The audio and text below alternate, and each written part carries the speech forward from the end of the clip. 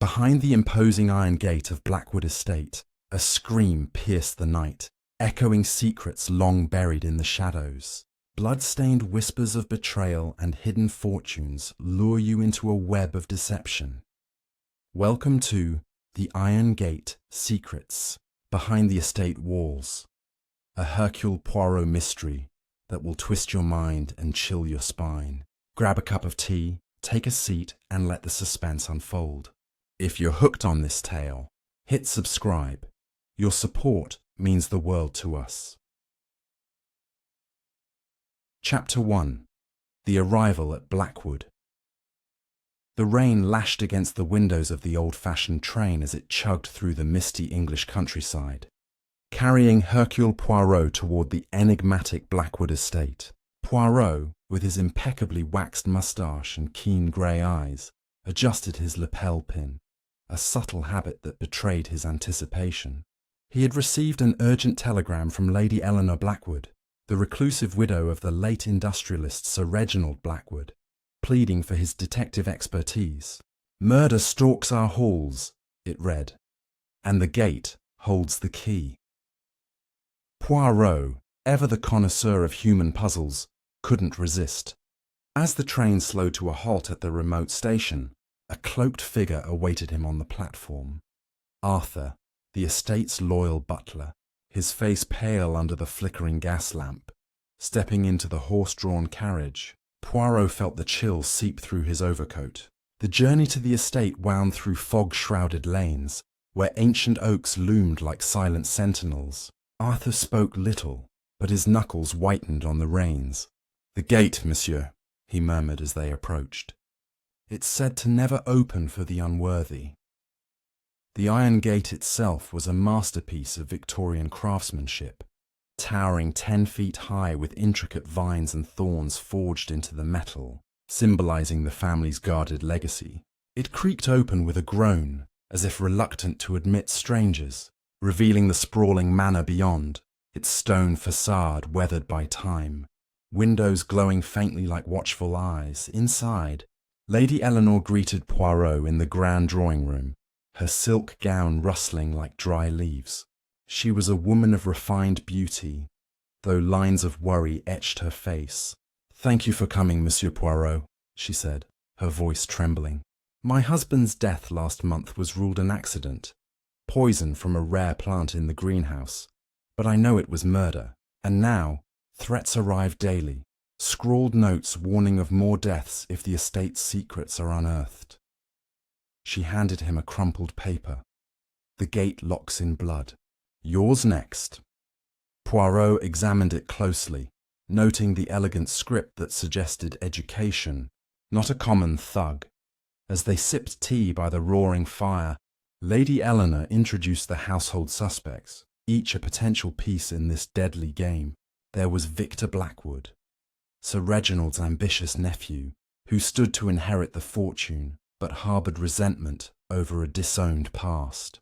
Then came Dr. Helena Voss, the family physician, a sharp-witted woman with access to poisons and a mysterious connection to Sir Reginald's experiments in botany. The gardener, old Mr. Thorne, knew every inch of the grounds, including hidden passages behind the gate. And finally, Miss Clara, Lady Eleanor's secretive companion, whose alibi for the night of the death seemed too perfect. Poirot paced the room, his little grey cells whirring. "Madame, tell me of the estate's secrets," he urged. She hesitated, then whispered of a hidden vault behind the iron gate, rumoured to hold Sir Reginald's illicit diamonds from colonial exploits, worth millions, but cursed with scandal. Examples of past tragedies abounded. A groundskeeper vanished years ago after glimpsing the vault, and Sir Reginald's brother died in a hunting accident amid inheritance disputes. Poirot nodded, advising practical vigilance. "Lock your doors, trust no one with keys, and observe the small details. The mud on a shoe, the scent of a glove." As the clock struck midnight, a distant howl echoed from the grounds, sending shivers through the air. Lady Eleanor retired, leaving Poirot to ponder alone. He sensed the killer lurked close, weaving a net of lies. Little did he know, the first clue, A tarnished key found under his door would unlock horrors far deeper than imagined. And so, the mystery tightens, leading us into the shadows of suspicion. Chapter 2. The shadow of suspicion. The morning sun barely pierced the heavy fog that clung to Blackwood Estate, casting the manor in a ghostly half-light. Hercule Poirot stood at the window of his guest room, sipping a cup of strong coffee, his eyes scanning the sprawling gardens below. The iron gate loomed in the distance, its dark silhouette a constant reminder of the secrets it guarded.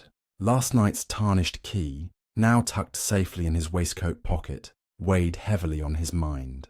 It was no ordinary key. Its intricate engravings matched the gate's design, hinting at its significance. Poirot's moustache twitched as he resolved to uncover its purpose. But first, he needed to probe the household's tangled web of motives. Breakfast was served in the oak-panelled dining hall, where tension hung thicker than the fog outside. Victor Blackwood slouched at the table, his sharp jaw set as he sliced into a grapefruit with unnecessary force. Dr. Helena Voss sat opposite, her cool gaze flicking over a medical journal, though Poirot noticed her fingers tremble slightly as she turned the pages. Mr. Thorne, the gardener, shuffled in late, his boots leaving faint traces of soil on the polished floor. Miss Clara, poised and silent, poured tea with a grace that seemed almost calculated.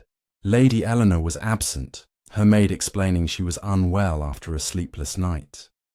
Poirot, ever the observer, broke the silence with deliberate charm. "A fine morning, no? Yet I sense unease among you all. Perhaps someone knows more about this key than they admit." He produced the tarnished key, holding it aloft. The room froze. Victor's knife paused mid-cut. Helena's journal slipped slightly. Thorne's weathered hands clenched, and Clara's teapot wavered, spilling a drop. No one spoke, but their reactions were a symphony of guilt to Poirot's trained eye. He pocketed the key, smiling faintly. Curious how a small object stirs such silence. Determined to unravel the household's secrets, Poirot began his inquiries with Victor in the library, a cavernous room lined with dusty tomes and portraits of stern Blackwood ancestors. Victor leaned against a bookshelf, lighting a cigarette with a flick of his silver lighter. "I don't know about any key," he said, exhaling smoke. "But I'll tell you this, my uncle was a tyrant, kept me at arm's length, dangling the inheritance like a carrot. If someone poisoned him, good riddance." His defiance was bold, but Poirot caught a flicker of unease in his eyes when asked about his whereabouts on the night of Sir Reginald's death. Victor claimed he was in London, yet no one could confirm it. Next, Poirot found Dr. Voss in the greenhouse, tending to a row of exotic plants with vibrant, almost sinister blooms. The air was thick with the scent of earth and something sharper, chemical perhaps. Sir Reginald was fascinated by these plants, Helena explained, snipping a leaf with precision. "Some are toxic, yes, but I'm no murderer. I treated his symptoms, nausea, dizziness, but it was too late." Her knowledge of poisons was unnervingly thorough, and Poirot noted her gloves, stained faintly green. When questioned about the key, she dismissed it, but her quick glance toward the greenhouse's locked shed suggested otherwise. In the gardens, Mr. Thorne was pruning roses, his gnarled hands steady despite his age. "Been here 40 years, he grunted, barely meeting Poirot's gaze. "Seen things. Strange lights by the gate, voices at night. That key? Might open the old crypt under the estate. Sir Reginald was obsessed with it." Thorne's story hinted at hidden passages, but his reluctance to elaborate raised Poirot's suspicions. Was the gardener guarding more than roses? Finally, Poirot cornered Miss Clara in the parlour, where she was embroidering a delicate handkerchief. Her calm demeanour cracked when he mentioned the threatening notes. I found one in my room yesterday," she admitted, producing a note. "Speak, and the gate claims you." Her hands shook as she handed it over, but her eyes darted to the window, as if expecting someone to be watching. Poirot sensed she knew more than she revealed, perhaps about the vault or its deadly guardian. As evening fell, Poirot stood by the iron gate, its cold metal unyielding under his touch. The key fit the lock perfectly, but it wouldn't turn, not yet. A rustle in the bushes made him spin, but no one was there. The estate was alive with secrets, each suspect a piece of a puzzle Poirot was determined to solve. A sudden cry from the manor snapped him back.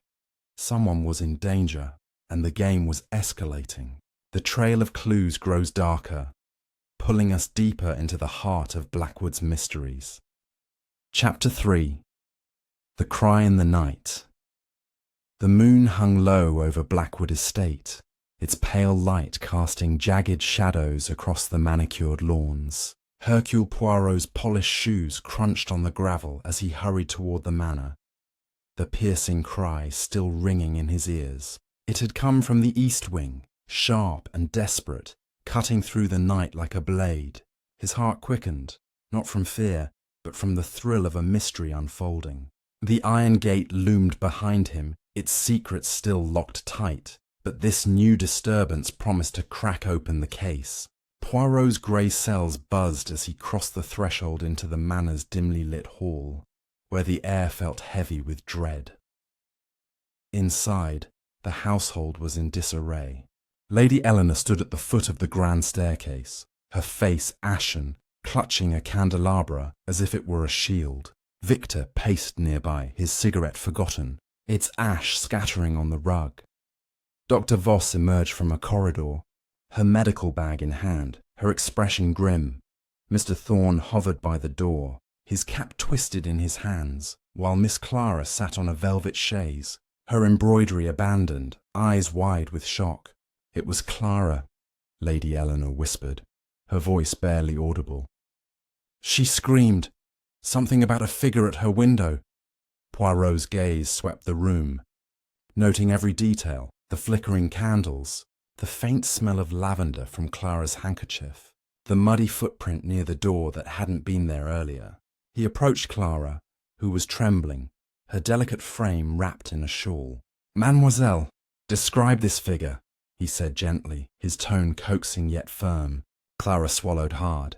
"It was tall, cloaked, standing just outside my window on the second floor. I saw it move, then it vanished into the fog." Her voice broke, but Poirot noticed her fingers clutching a small silver locket, its chain tangled as if yanked in haste. Determined to investigate, Poirot led the group to Clara's room, a cosy chamber with heavy drapes and a four-poster bed. The window was ajar, letting in a damp breeze. He examined the sill, finding faint scratches on the wood, as if something, or someone, had climbed up. Below, the flower bed showed no footprints, but the soil was disturbed, suggesting a careful intruder. "Impossible," Victor muttered, peering out. "No ladder could reach this height without leaving marks." Poirot's moustache twitched. "Yet, monsieur, the impossible is often the work of a clever mind." To calm the group, Poirot suggested they gather in the drawing room while he inspected further. Alone, he searched Clara's room, finding a hidden diary beneath her pillow. Its pages revealed her fear, not of the estate, but of Victor, whom she suspected of spying on her late-night walks to the gate. "He watches me," she wrote, "as if he knows what I seek." Poirot tucked the diary back, his mind racing. Was Clara hiding her own agenda, or was she a pawn in a larger scheme? Downstairs, Dr. Voss was tending to Clara, offering a sedative which she refused. Poirot observed Voss closely. Her steady hands betrayed no panic, but a faint smudge of ink on her cuff caught his eye. It matched the threatening note's hue. "Doctor, have you been writing recently?" he asked casually. Her eyes narrowed, but she replied smoothly, "Only patient notes, Monsieur Poirot. My work keeps me busy." Her deflection was too polished, and Poirot marked her as one to watch. Mr. Thorne, meanwhile, lingered by the fireplace, muttering about curses tied to the gate. When pressed, he recounted a tale of a groundskeeper who, decades ago, tried to open the vault, and was found dead, his face frozen in terror. "The gate protects its own," Thorne said, his voice low. Poirot nodded, filing away the story, but his attention shifted to Victor, who was now arguing with Lady Eleanor about selling the estate. "It's a death trap," Victor snapped. "Let it go before it buries us all." His anger seemed genuine, but Poirot wondered if it masked greed. As the night wore on, Poirot returned to the east wing, flashlight in hand, to trace the intruder's path. Near the gate, he found a scrap of black cloth caught on a thorn, its texture fine, almost luxurious, not the garb of a common prowler. Tucking it into his pocket, he felt the weight of the tarnished key again. The cry, the figure, the cloth, all were threads in a tapestry of deception. But whose hand was weaving it? The manner seemed to whisper its secrets, urging Poirot toward a truth buried deep. As dawn approached, a new clue would emerge, pulling the detective closer to the heart of the mystery. Chapter 4. The Dawn of Discovery. As the first rays of dawn filtered through the heavy curtains of Blackwood Estate, painting the rooms in soft hues of gold and grey, Hercule Poirot found himself unable to sleep. The events of the night, the chilling cry, the elusive figure at the window, and the scrap of black cloth swirled in his mind like leaves in a storm. He dressed meticulously, adjusting his tie with precision, and ventured downstairs to the kitchen, where the aroma of fresh bread and brewing tea offered a momentary respite from the tension. The cook, a stout woman named Mrs. Hargrove, was already at work, her flour-dusted hands kneading dough. Poirot engaged her in casual conversation, learning that she had heard whispers in the servants' quarters about a ghost haunting the grounds, a tale dismissed as superstition, but one that aligned curiously with Clara's sighting. Venturing outside, Poirot followed a narrow path that wound through the dew-kissed gardens toward a forgotten corner of the estate. The air was crisp, carrying the scent of blooming nightshade, a plant he recalled from his earlier tour of the greenhouse. His keen eyes spotted something glinting in the grass, a small gold cufflink engraved with the initials VB. Victor Blackwood's, no doubt. It lay near the base of the east wing wall, directly below Clara's window. Poirot picked it up carefully with his handkerchief, pondering its implications. Had Victor been the cloaked figure, or was this a deliberate plant to incriminate him? The detective's little grey cells worked overtime, piecing together the puzzle. Returning to the manor, Poirot encountered Lady Eleanor in the conservatory, where she was arranging flowers with mechanical motions, her mind clearly elsewhere. "Monsieur Poirot," she said, her voice laced with exhaustion, "I fear this house is cursed. Last night I dreamed of Reginald, warning me about the vault." Poirot seized the opportunity to delve deeper. "Tell me more of this vault, madame. What treasures does it hold that inspire such malice?" Lady Eleanor hesitated, then revealed that Sir Reginald had amassed not just diamonds, but documents exposing wartime profiteering by influential families, including their own. Releasing them would ruin reputations, she confessed. Perhaps that's the motive. Silence the secrets forever. Intrigued, Poirot decided to examine the greenhouse more thoroughly, suspecting it held clues to the poison used on Sir Reginald. Dr. Voss was there again, cataloguing specimens with a ledger in hand. "These plants are my life's work," she said defensively as Poirot entered. He noticed a locked cabinet in the corner, its glass doors revealing vials of various liquids. "What do you keep there, doctor?" he inquired. Voss unlocked it reluctantly, displaying antidotes and extracts.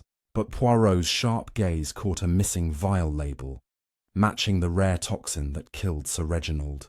"An oversight," Voss claimed. But her composure faltered, a bead of sweat tracing her temple. Leaving the greenhouse, Poirot crossed paths with Mr. Thorne, who was repairing a trellis near the gate. The old gardener paused his work, wiping his brow. "Mornin', sir. Found anything yet?" Poirot showed him the cufflink. Thorne's eyes widened. "That's Master Victor's, all right. Lost it weeks ago, he said. The revelation suggested premeditation. If Victor had claimed it lost, why was it here now? Thorne added a new layer. Seen him arguing with the doctor about money. Owed her a sum from gambling debts. Poirot filed this away, sensing alliances and betrayals intertwining like the vines on the gate. In the library, Poirot confronted Victor about the cufflink. Victor lounged in an armchair, a brandy glass in hand despite the early hour. Yes, it's mine, he admitted coolly. Must have dropped it during a stroll. Proves nothing. But when Poirot mentioned the gambling debts, Victor's facade cracked. That's private. Helena, Dr. Voss, lent me funds, but I've repaid her. His denial rang hollow, and Poirot pressed on, revealing the scrap of cloth from the thorn. It matched Victor's cloak fabric. Coincidence, Victor snarled, but his fists clenched, betraying inner turmoil. Miss Clara, recovered from her fright, joined Poirot for a walk in the gardens. Her steps were tentative, her locket now tucked away. I couldn't sleep after that shadow, she confided. Poirot gently probed about her diary entries. Startled, she admitted watching Victor near the gate on several nights. He's digging, searching for something. This corroborated Thorne's tales of strange lights. Clara also whispered of overhearing Voss and Lady Eleanor discussing destroying evidence. Was there a conspiracy among the women? As midday approached, Poirot gathered everyone in the drawing room for an impromptu meeting. The atmosphere was electric, suspicions crackling like static. He laid out the new clues. The cufflink, the cloth, the missing vial. Accusations flew. Victor blamed Thorne for planting evidence. Voss accused Clara of hysteria. Thorne muttered about family curses. Lady Eleanor remained silent, her eyes distant. Poirot observed it all, noting how each defended themselves while subtly implicating others. The meeting adjourned amid unrest, but Poirot wasn't done. Alone in his room, he examined the tarnished key under a magnifying glass, discovering faint scratches suggesting recent use. Slipping out unnoticed, he approached the iron gate once more. This time, with a twist and a click, the key turned, revealing a hidden mechanism. A panel slid open, exposing a narrow tunnel descending into darkness. Heart pounding, Poirot stepped inside, the gate sealing behind him with a finality that echoed through the estate. The tunnel led to an underground chamber, dimly lit by his flashlight. Cobwebs draped ancient crates, and in the center stood the vault, a massive safe with a combination lock. Scratches on its door indicated attempts to force it open. On the floor lay a discarded glove stained with soil and something sticky. Blood? Poirot pocketed it, his mind racing. This was the heart of the mystery, where secrets converged. Emerging as the sun climbed higher, Poirot felt the noose tightening around the culprit. But a sudden commotion from the manor, shouts and a crash, drew him back. Someone had been attacked, and the web of deceit was unraveling faster than anticipated. The discoveries of the dawn propel us toward confrontation, where truths will clash in the light of day. Chapter 5. The Confrontation in the Light. The shouts echoing from Blackwood Estate's west wing shattered the fragile calm of the morning, pulling Hercule Poirot from the shadowy tunnel beneath the iron gate. His polished shoes echoed on the stone path as he hurried toward the manor, the blood-stained glove from the vault tucked safely in his coat. The sun now burned through the fog, casting stark light on the estate's weathered facade, as if urging the truth to surface. The air buzzed with urgency, and Poirot's sharp mind anticipated a pivotal moment. Someone had crossed a line, and the game of cat and mouse was nearing its climax. Inside, chaos reigned in the grand parlour. Victor Blackwood stood over a shattered porcelain vase, its fragments scattered across the rug like broken promises. His face was flushed, eyes wild, as he pointed accusingly at Dr. Helena Voss, who clutched her arm, a thin trickle of blood seeping through her sleeve. Lady Eleanor stood frozen by the fireplace, her hands wringing a lace handkerchief, while Mr. Thorne hovered near the door, his weathered face unreadable. Miss Clara, pale and trembling, clutched her locket, her gaze darting between the others. "Enough of this madness," Victor bellowed. "She attacked me first." Poirot raised a hand, his calm authority silencing the room. "Monsieur, explain yourself slowly," he commanded, his eyes scanning the scene. Victor claimed Voss had lunged at him with a letter opener during a heated argument about the vault's contents. Voss, indignant, countered that Victor had grabbed her, tearing her sleeve, when she refused to reveal her research on Sir Reginald's plants. The letter opener lay on the floor, its blade glinting ominously. Poirot knelt to examine it, noting a faint residue, possibly the same toxin from the missing vial in the greenhouse. Turning to Voss, Poirot's tone was measured. "Doctor, your injury, may I inspect it?" Reluctantly, she extended her arm. The cut was shallow, but the surrounding skin was inflamed, suggesting more than a simple blade. "A reaction perhaps to a substance?" Poirot mused aloud, his gaze locking onto hers. Voss's lips tightened, but she offered no explanation. Instead, she accused Victor of fabricating the attack to deflect suspicion. The room crackled with distrust, each person's story clashing like swords. Poirot shifted his attention to the glove from the vault, producing it with a flourish. "This was found in a hidden chamber," he announced, watching their faces. Lady Eleanor gasped softly, her eyes flickering with recognition. "That's Reginald's," she whispered. "He wore such gloves when handling his papers." The revelation deepened the mystery. Had Sir Reginald been in the vault before his death, or had someone else used his glove to cover their tracks? Victor scoffed, dismissing it as irrelevant, but Poirot noted his fingers twitching nervously. Seeking clarity, Poirot questioned Thorne about the tunnel. The gardener's eyes darted to the window. "Knew of it, sir, but never went down. Too dangerous. Folks say it's haunted." His voice carried a tremor, but Poirot sensed he was withholding something. Clara, meanwhile, seemed on the verge of speaking, but held back, her locket clicking as she fidgeted. Poirot decided to press her later, sensing her fear might loosen her tongue. To unravel the attack, Poirot reconstructed the scene. He positioned Victor and Voss where they claimed to have stood, noting the vase's position and the angle of the letter opener's fall. The trajectory suggested Voss had indeed swung first, but Victor's strength could have easily disarmed her. Yet, the blood on her sleeve didn't match the letter opener's residue. It was fresher, as if staged. "Curieux," Poirot murmured, suspecting a performance meant to mislead. As the group dispersed, Poirot lingered with Lady Eleanor, probing her reaction to the glove. She admitted Reginald had been secretive about the vault, often disappearing for hours with a leather satchel. "He said it was for our protection," she murmured, tears welling. "But I fear it brought his doom." Her words hinted at a deeper betrayal, perhaps within the family. Poirot's thoughts turned to the documents she mentioned. Could they implicate someone present? Stepping outside, Poirot revisited the gate, its iron vines gleaming in the sunlight. The tunnel's entrance remained concealed, but he noticed fresh scratches on the lock, suggesting recent activity. Kneeling, he found a tiny pearl, likely from a woman's earring, caught in the gravel. It matched none of Clara's jewellery, but he recalled Voss wearing pearls the previous day. Was she exploring the vault, or was this another misdirection? Back in the manor, Poirot overheard a hushed argument between Thorne and Clara in the hallway. "You saw me, didn't you?" Thorne hissed. Clara's reply was inaudible, but her hurried footsteps suggested fear.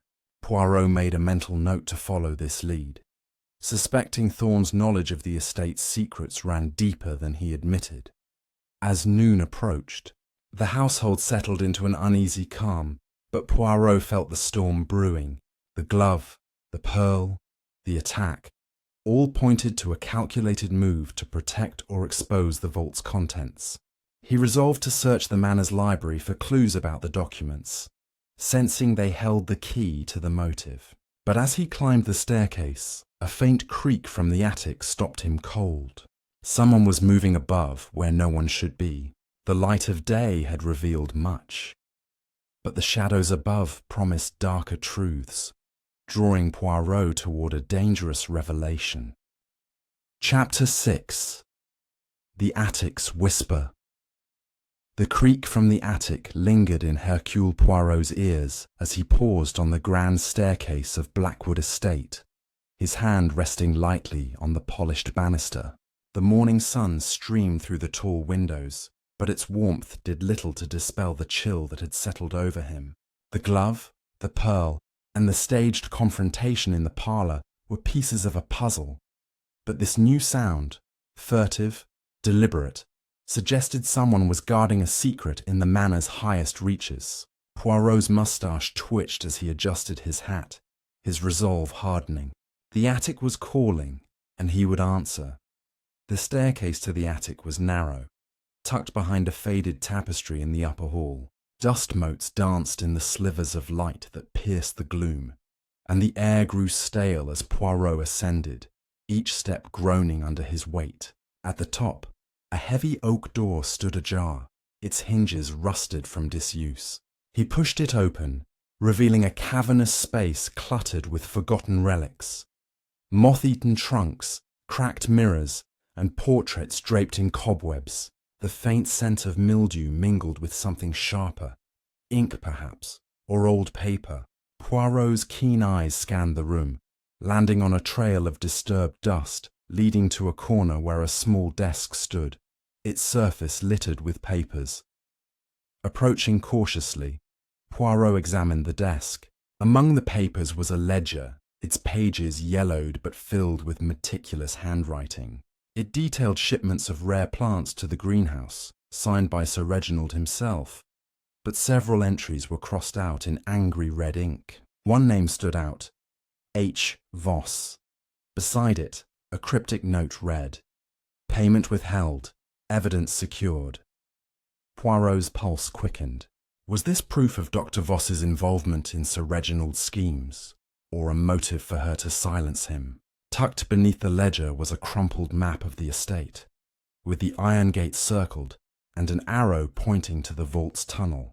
Someone had been studying its secrets. A soft thud from behind a stack of crates snapped Poirot's attention. He moved silently, his cane tapping lightly as he rounded the pile. There, crouched low, was Mr. Thorne, his weathered hands clutching a small locked box. The gardener's eyes widened, but he didn't flee. "Didn't mean no harm, sir," he stammered, setting the box down. "Just checking for rats." Poirot's gaze was unyielding. "Rats do not lock boxes, monsieur. Open it." Thorne hesitated, then produced a key from his pocket, revealing a collection of old letters inside. They were love letters, addressed to Lady Eleanor from an unknown suitor, dated years before her marriage. "Found 'em years ago," Thorne muttered. "Thought they might matter now." The letters hinted at a scandal, a past lover who threatened to expose Eleanor unless paid. Poirot wondered if Sir Reginald had discovered this, using it to control his wife or fuel his paranoia. But why was Thorne hiding them? "You kept these to protect her ladyship, or to use them?" Poirot asked sharply. Thorne's silence was answer enough, his loyalty to Eleanor now tinged with suspicion. Poirot pocketed one letter, intending to confront her later. Leaving the attic, Poirot descended to the library, where he found Miss Clara alone, poring over a book of local folklore. Her locket was open, revealing a tiny portrait of a young man, too young to be Sir Reginald. "A brother, perhaps?" Poirot inquired gently. Clara snapped the locket shut, her cheeks flushing. "He's gone," she said curtly. "Lost to the war." But her evasiveness suggested more, and Poirot recalled her diary's mention of nighttime visits to the gate. Was she searching for something tied to this man? Seeking Victor next, Poirot found him in the billiard room, racking balls with restless energy. "What now, detective?" Victor snapped, his voice thick with irritation. Poirot produced the pearl earring, watching Victor's reaction. "Found near the gate. Yours, perhaps, or a lady's, you know." Victor's jaw tightened, but he denied owning it. Ask Helena. She's the one with pearls. His deflection was quick, but Poirot sensed a lie. Victor's gambling debts and the cufflink placed him too close to the vault for coincidence. Dr. Voss was in her study, surrounded by medical texts and a faint smell of antiseptic. Poirot confronted her about the ledger's entries. Sir Reginald funded my research, she admitted, her voice steady but her eyes guarded. He stopped when he suspected I was leaking his secrets to a rival. Her candour was surprising, but Poirot noted her refusal to mention the vault directly. When shown the pearl, she touched her ear instinctively. Her own earring was missing its mate. Lost it gardening, she said, but her tone lacked conviction. As evening fell, Poirot gathered his clues. The ledger, the letters, the pearl, and Clara's locket. Each pointed to hidden motives: blackmail, betrayal, or revenge. He returned to the gate, its iron vines stark against the twilight. The tunnel's entrance beckoned, but a sudden glint caught his eye. A knife, half buried in the soil, its handle engraved with the Blackwood crest. It was no ordinary blade. Its edge bore traces of dried blood. Poirot's heart raced. This was no accident. It was a warning. Back in the manor, the dinner bell rang, summoning the household. Poirot sensed the killer was growing bold, their moves desperate. The knife, the attic's secrets, and the mounting lies were threads in a tightening noose. As he prepared to join the others, a faint whisper from the hall stopped him. A voice, low and menacing, murmuring, "The gate will open soon." The words chilled him, for they promised a reckoning that could no longer be delayed. The attic's whispers have stirred the shadows, leading us toward a deadly unravelling. Chapter 7. The knife's secret twilight draped Blackwood Estate in a velvet shroud as Hercule Poirot stood by the iron gate, the engraved knife in his gloved hand glinting faintly under the rising moon. The bloodstains on its blade, dry and dark, whispered of violence, and the Blackwood crest etched into the handle tied it unmistakably to the family's legacy. The menacing whisper he'd overheard in the hall, "The gate will open soon," echoed in his mind, urging him to act swiftly. The dinner bell's chime still lingered, calling the household to gather, but Poirot lingered a moment longer, his grey cells piecing together the knife's significance. Was it a tool of murder or a calculated distraction? The detective slipped the knife into his coat, determined to uncover its story before the night deepened. Inside the dining hall, the atmosphere was taut as a bowstring. Crystal chandeliers cast fractured light over the long mahogany table, where the household sat in uneasy silence. Lady Eleanor, at the head, picked at her meal, her eyes darting nervously. Victor slouched, swirling wine in his glass, his earlier bravado replaced by a sullen edge. Dr. Voss ate methodically, her composure a stark contrast to the bandage on her arm from the morning's altercation. Mr. Thorne, seated awkwardly among the gentry, kept his gaze on his plate, while Miss Clara's fingers toyed with her locket, her face pale as moonlight. Poirot, seated strategically to observe them all, noted the undercurrent of fear binding them. Breaking the silence, Poirot produced the knife, laying it gently on the table. Gasps rippled through the room. "This was found near the gate," he said, his voice calm but piercing. "Its blade bears blood and its crest speaks of this house. Who can explain it?" Lady Eleanor's fork clattered to her plate, her hand trembling. It belonged to Reginald," she stammered. "He used it for pruning in the greenhouse, but it vanished after his death." Her words hung heavy, and Poirot's eyes narrowed. A pruning knife turned weapon? Or a relic planted to stir panic? Victor leaned forward, his voice sharp. "You're saying someone used it to kill him? That's absurd. I'd wager it's just lost property." But his quick dismissal drew Poirot's scrutiny. Voss interjected, her tone clinical. "Blood could be animal, not human. The greenhouse is full of sharp tools. Accidents happen." Her explanation was plausible, Yet her bandaged arm suggested she wasn't above suspicion. Thorne muttered something about cursed blades, but Clara's reaction was most telling. She flinched, her locket slipping from her grasp to the floor. Stooping to retrieve it, Poirot noticed the locket's clasp was loose, revealing the portrait inside more clearly. A young man with Victor's jawline. A cousin, perhaps? He handed it back, watching Clara's cheeks flush. "A keepsake, mademoiselle?" he asked softly. She nodded, avoiding his gaze. "My brother. He worked here before the war."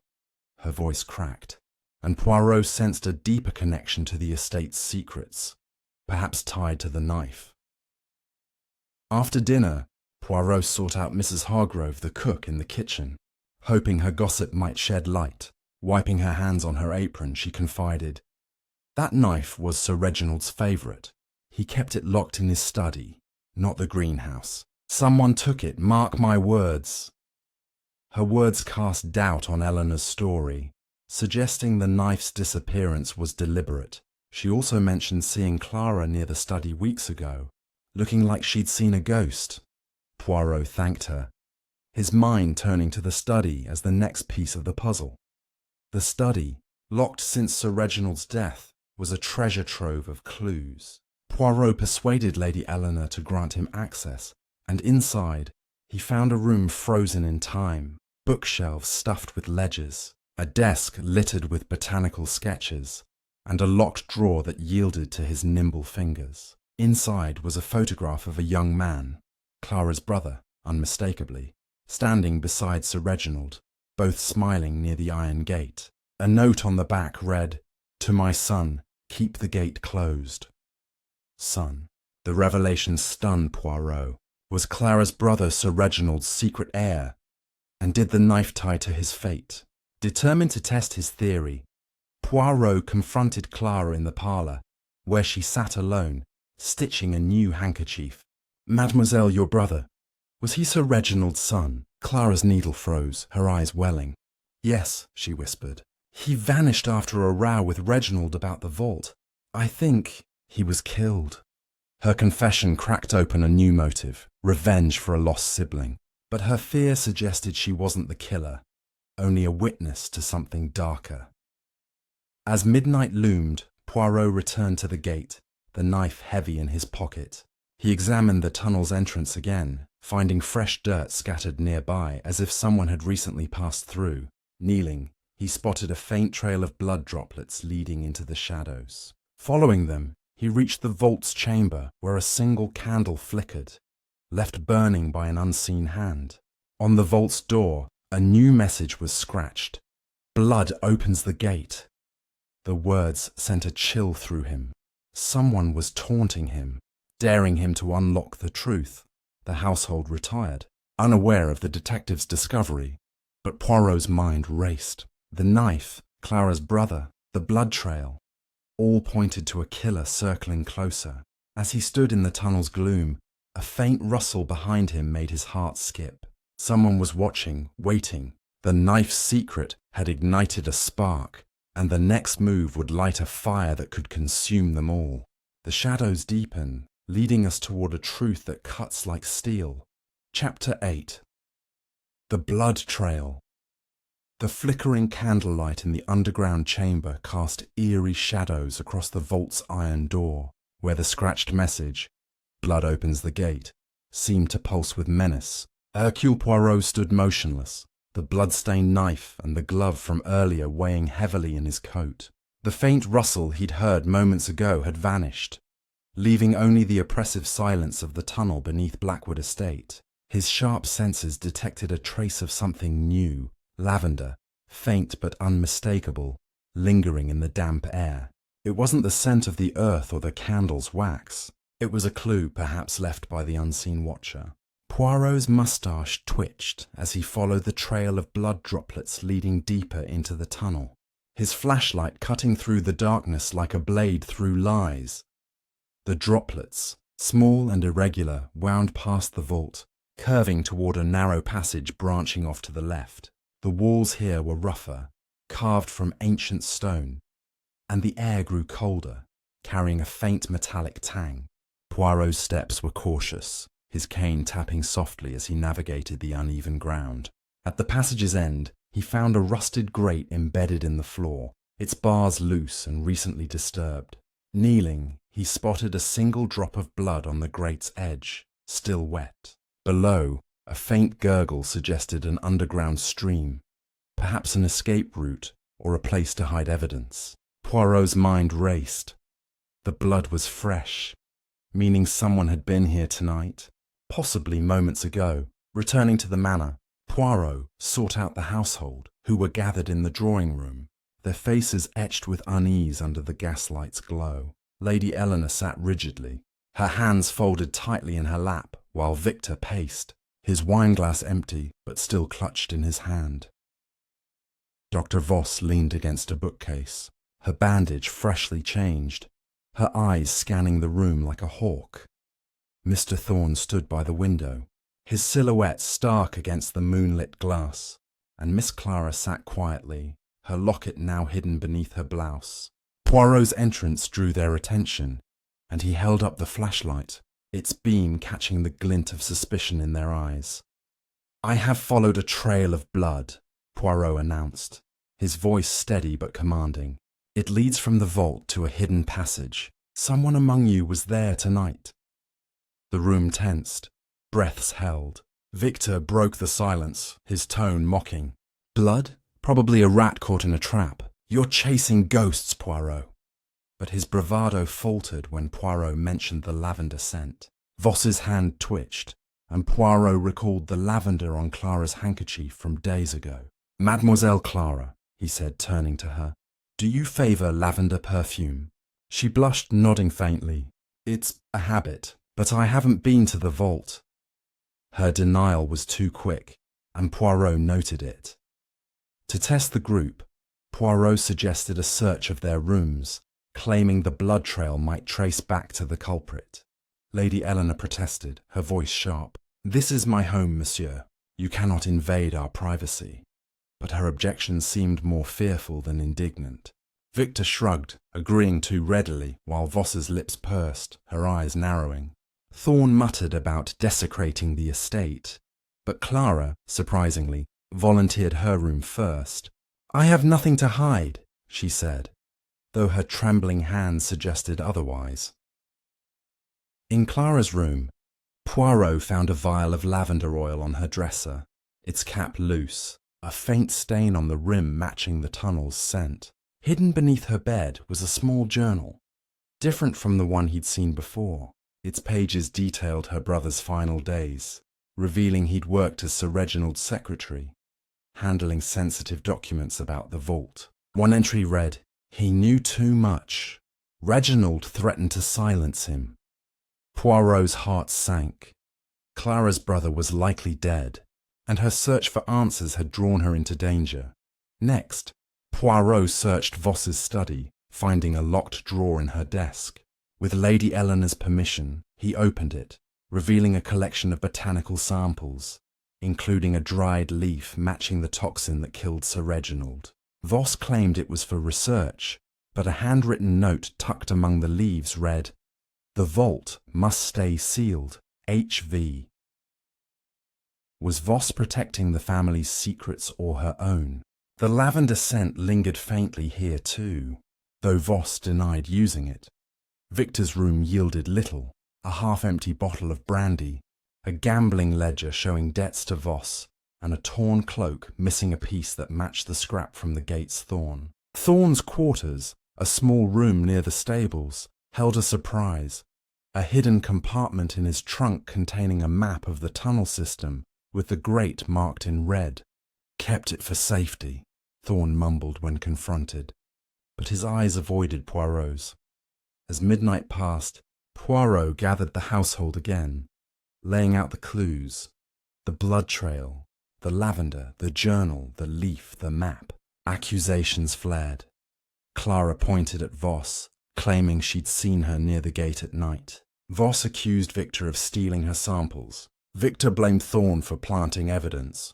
Lady Eleanor remained silent, her face a mask of dread. Poirot's mind whirled, connecting the dots. The blood trail suggested a recent act, possibly tied to the knife, and the lavender linked Clara or Voss, or both, to the vault. Stepping outside to clear his thoughts, Poirot stood by the gate, its iron vines seeming to writhe in the moonlight.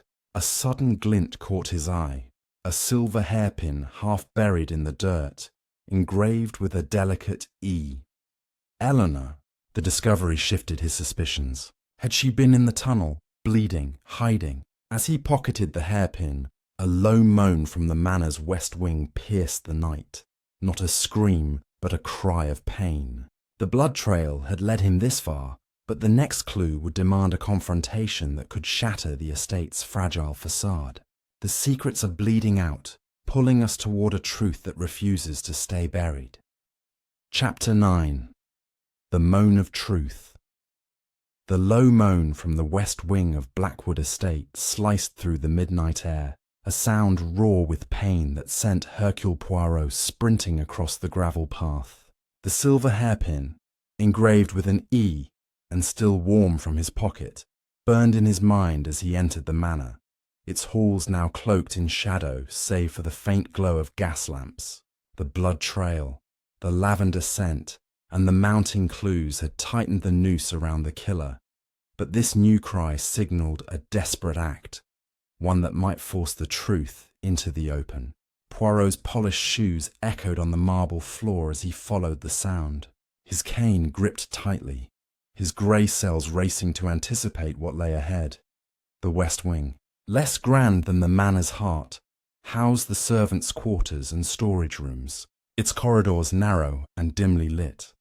The moan came again, weaker now, from behind a heavy oak door at the end of the hall. Poirot pushed it open to find Mr. Thorne slumped against a wall, his weathered face pale, a crimson stain spreading across his shirt. A jagged wound marred his side, shallow but bleeding steadily. "Monsieur Thorne!" Poirot exclaimed, kneeling beside him. The gardener's eyes fluttered, his breath ragged. "The gate! It's open!" he gasped. "Saw her. With the key." Before Poirot could press further, Thorne's head lolled, consciousness slipping. Poirot called for help, and soon the household gathered, their faces a mix of shock and suspicion. Dr. Voss, ever composed, knelt to tend Thorne's wound, her medical bag already open. "He'll live," she said curtly, applying pressure to stop the bleeding. "But he needs rest." Lady Eleanor wrung her hands, her voice trembling. "Who could do this?" Victor, hovering nearby, muttered. Probably stumbled into his own tools, clumsy old fool. But his casual tone rang false, and Poirot noted his clenched fists. Miss Clara, clutching her shawl, stared at Thorne with wide eyes, as if seeing a ghost. The hairpin in Poirot's pocket seemed to pulse. Eleanor's initial, but was she the attacker? While Voss stabilized Thorne, Poirot examined the room, a cluttered storage space filled with gardening tools, old furniture, and crates. A trail of blood led to a broken window, its latch forced open from the outside. Near the sill, he found a single lavender petal, its scent unmistakable. The attacker had fled, but the petal tied back to Clara or Voss. Or was it another misdirection? Poirot's gaze fell on a crumpled cloth nearby, stained with blood and bearing the faint outline of the Blackwood crest. It matched the knife's handle, suggesting the same weapon had struck again. With Thorne carried to a guest room, Poirot gathered the household in the library, determined to press the advantage. "Monsieur Thorne spoke of a woman with a key," he said, his voice cutting through the tension. "And this hairpin, marked with an E, was found near the gate." He held it up, watching Lady Eleanor's face drain of colour. "It's mine," she admitted, her voice barely audible, "but I lost it weeks ago in the garden."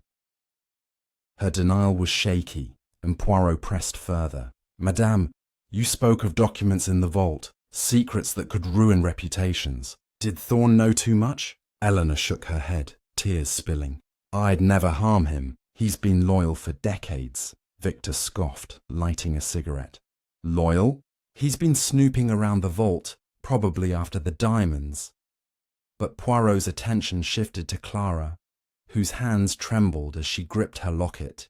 "Mademoiselle, you were seen near the gate tonight. The lavender petal. Yours?" Clara's eyes widened. I walked there, yes, but only to think." "I didn't attack anyone!"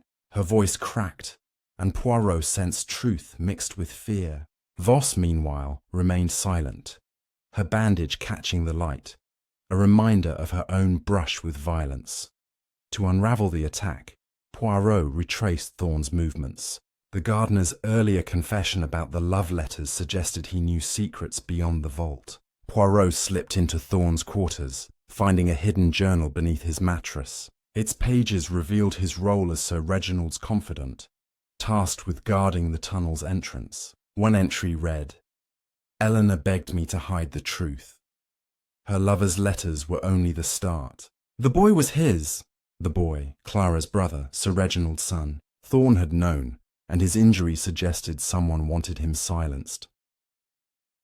Returning to the library, Poirot confronted Voss about the lavender petal. "Your greenhouse grows such plants, Doctor. Were you in the West Wing?" Voss's eyes flashed. "I was tending my samples all evening. Check my study." Her alibi was firm, but Poirot recalled the missing vial label.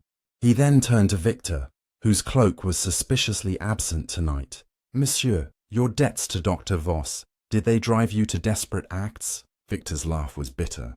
"I'm no killer, Poirot. Ask Clara. She's the one sneaking around at night." As accusations flew, Poirot's mind honed in on the hairpin. He recalled seeing Eleanor near the gate days ago, her shawl catching on the thorns. Had she dropped it then, or was she lying? To test her, he asked about her lover from the letters. "He was a mistake," she whispered. "Reginald forgave me, but the shame lingered." Her candour disarmed him, but Poirot wasn't convinced. The blood trail, the petal, the hairpin, all pointed to a woman, but the motives blurred. As dawn neared, Poirot returned to the West Wing, examining the broken window. Outside, he found scuff marks in the dirt, too small for Victor's boots, but matching a woman's shoe. Clara's? Eleanor's? Voss's? The moan of truth was unravelling the lies, but one final piece remained. In the Manor's chapel, a place no one had mentioned, Poirot found a hidden alcove behind the altar. Inside, a locked box bore the Blackwood crest and a fresh bloodstain. The key in his pocket fit perfectly, but as he turned it, a shadow moved behind him, silent and swift. The truth was close, but danger closer, as the final act loomed over Blackwood Estate. Chapter 10. The Gate Unlocked. The shadow behind Hercule Poirot vanished as quickly as it appeared, leaving only the faint creak of the chapel's wooden floor in its wake. The locked box in the alcove, its Blackwood crest gleaming under his flashlight, beckoned like the final piece of a deadly puzzle. The bloodstain on its lid, still tacky, confirmed the urgency. The killer was circling, desperate to protect the secrets of Blackwood Estate. Poirot's heart steadied as he turned the tarnished key, the lock clicking open to reveal a bundle of letters, a vial of dried toxin, and a small leather-bound diary. His grey cells hummed. The truth was here, and it was time to lay it bare. With the household teetering on the edge of chaos, Poirot called them to the drawing room for a final reckoning, the iron gate's shadow looming over them all. The room was heavy with anticipation as Lady Eleanor, Victor, Dr. Voss, Miss Clara, and a recovering Mr. Thorne gathered under the chandelier's dim glow. Poirot stood by the fireplace, the box's contents spread before him like a map of betrayal. "Mes amis," he began, his voice calm but commanding. "The secrets of this estate have spilled blood, but tonight, the gate unlocks the truth." He held up the diary, its pages revealing Sir Reginald's darkest confessions. This records a son, born in secret to a lover before his marriage to Lady Eleanor. That son was Miss Clara's brother, Edward, who worked here until his disappearance. Clara gasped, her locket falling open to reveal Edward's portrait. Poirot continued. Sir Reginald hid Edward's identity to protect the family's name, but he promised him the vault's contents diamonds and documents exposing wartime profiteering. Edward sought to claim them, but he vanished. Murdered, I believe, by someone desperate to keep the vault sealed. He turned to Lady Eleanor, whose face crumpled. Madame, you knew of Edward. Your hairpin, found near the gate, places you at the scene of his fate. Eleanor's voice broke. I loved him as my own, but Reginald feared scandal. I never harmed him. Poirot nodded, producing the love letters from the attic. These, from your past lover, were leverage against you, but they were a distraction. The true motive lies with the vault. He held up the vial of toxin, its label matching the poison that killed Sir Reginald. This was taken from Dr. Voss's cabinet, but not by her. Voss's eyes widened, but Poirot turned to Victor. Monsieur, your cufflink, your cloak's fabric, your debts to Voss, they point to you. You argued with Edward over the inheritance, yes? Victor's jaw tightened. He was a nobody claiming what's mine. Poirot's gaze sharpened. You killed Edward, hiding his body in the tunnel's stream. When Sir Reginald grew suspicious, you poisoned him, using Voss's toxin to frame her. Victor laughed, but it was hollow. Prove it, detective. Poirot produced the knife, its bloodstains fresh from Thorn's attack. This knife, stolen from Sir Reginald's study, was used on Monsieur Thorn when he saw you in the tunnel last night.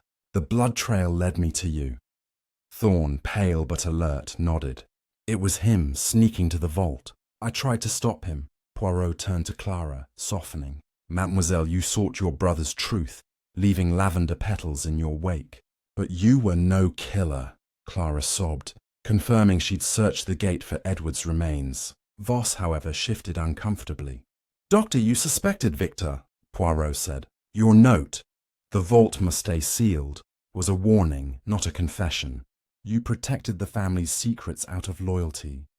The final piece clicked into place. Victor, you staged the attack on Voss to deflect suspicion, but the blood on your cloak betrayed you. The documents in the vault would ruin your claim to the estate, exposing your family's crimes. You killed to keep them buried. Victor lunged for the door, but Thorn and Poirot blocked him. It's over, Poirot said, as Victor's defiance collapsed. Lady Eleanor wept, confessing she'd hidden the truth to protect the family's honour. Clara, vindicated, vowed to honour her brother's memory. Voss admitted to supplying the toxin unknowingly, her loyalty misused. Thorn, loyal to the end, had guarded the gate's secrets, nearly dying for it. Poirot handed the documents to Eleanor. Publish them, madame. Let truth heal this house. As dawn broke, the iron gate stood open, its vines no longer menacing. Victor was led away, the vault's diamonds and secrets exposed to the light. Poirot adjusted his hat, satisfied. The gate locks in blood, but truth sets it free. The mystery was solved, but the scars of Blackwood would linger. If you've been gripped by this tale, hit that subscribe button. Your support means the world to us. Comment below with your thoughts, and join us for more mysteries that unravel the human heart. Until next time, au revoir.